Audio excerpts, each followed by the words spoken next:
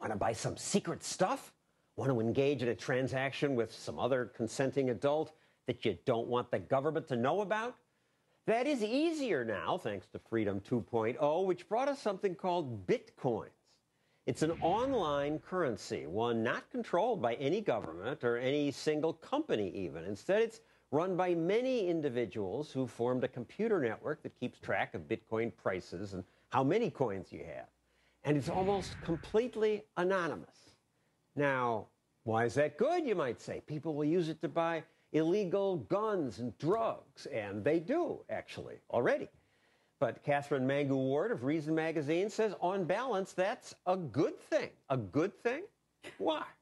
So the first thing you have to keep in mind is that Bitcoins are no more kind of suspicious or anonymous than cash. Already people use cash all the time to buy illegal, illicit stuff they don't want their wife to know about. There's a lot of room for transactions that we might not want a permanent record of. Right now, that's cash, but now we have Bitcoins, which are digital cash. If we have cash, who needs digital cash? Well, I'm sure that you know, and certainly I have stopped going to stores almost completely. I buy everything online. And for some people, everything includes drugs or guns or whatever it is they want, and they'd like to be able to buy that online anonymously. And originally, PayPal was supposed to do this. This was the dream of PayPal, that it would be sort of a currency outside of governments. The weak point of PayPal is that there was a central place that could be shut down. You could go to the PayPal servers and say, we're going to clamp down on this. Bitcoin is different. It's stored on lots of different computers. It's a diffuse peer-to-peer technology. So there's no one place you can go and say, now the government knows what you're doing with Bitcoins, whereas you could with PayPal. And when it came to terrorism, money laundering, drugs, it turned out to be easy to shut that down. But not Bitcoin, which makes it sound like it'll make it easier for terrorists. You know, that is a possible very small side effect, but I think the much more important factor here is that what Bitcoin can do in theory is protect people from their own governments. Right now, the Federal Reserve can make money less valuable, the money that you have, that you earned, just by devaluing the currency.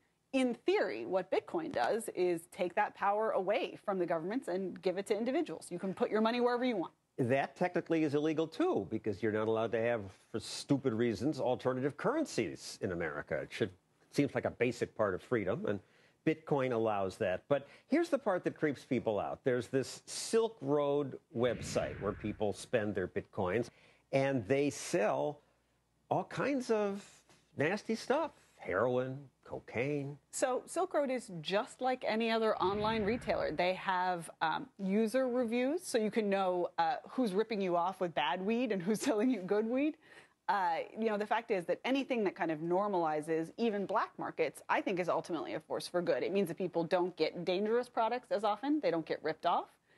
There is still a vulnerability, which is that if you buy a bunch of weed, they got to send it somewhere, right? It has to go to your house. You have to have an address. Right.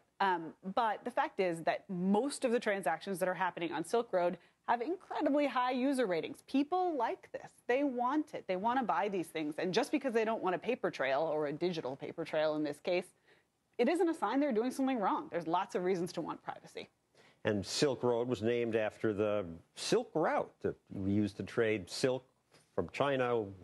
The West gave them wine, olive oil, and gold, got silk back. And the original Silk Road was an incredible force for progress. This was the first, or one of the very early instances of globalization. Spices that were impossible to get in Europe made their way back from Asia, and other things went the other direction. It's a powerful force for improving the welfare of people. And the idea that this Silk Road is somehow bad just because it's anonymous, I think is misguided. It lets people evade taxes. Well, I guess my response would be amen to that. But we need taxes to pay for what government should do. Sure. Ultimately, the responsibility to pay for taxes resides with the individual. We don't blame the retailer if you don't pay your taxes. We don't blame your employer if you choose not to pay your income taxes. It's an individual moral case. Whether or not there's this online site that facilitates purchases without taxes, it's not their fault. And Bitcoins are used not just to buy drugs. People use them to buy porn. They don't want someone to have they don't want someone to see the paper trail. Online gambling, which is stupidly illegal. And even for transactions that aren't illegal now, but might sometime be in the future, like buying a gun. Sure, and I mean, I think it's really reasonable for lots of kinds of purchases, which are now totally legal. You might not want to leave a record of that. Guns are a great example. You know, later on, somebody might go and look at sales records and follow up on those and come take your gun away. Now, my senator, Charles Schumer, who is, I think, against everything that's good, is trying to ban Bitcoins. How frustrated he is. He can't stop this new currency. It's unbelievable. And it's all hidden because they don't use dollars. They use this surrogate currency. He also wants to ban guns, caffeine sprays, high-frequency trading, and they can't ban it, though, because they can't get their hands on it, really. Sites that allow you to do these kinds of transactions anonymously, they increase the power of the individual. They decrease the power of governments. They take some of the control away from people like Chuck Schumer and give it to you and me. Of course, Chuck Schumer hates that. And, of course, that's a good thing. Thank you, Catherine Mangu Ward of Reason Magazine.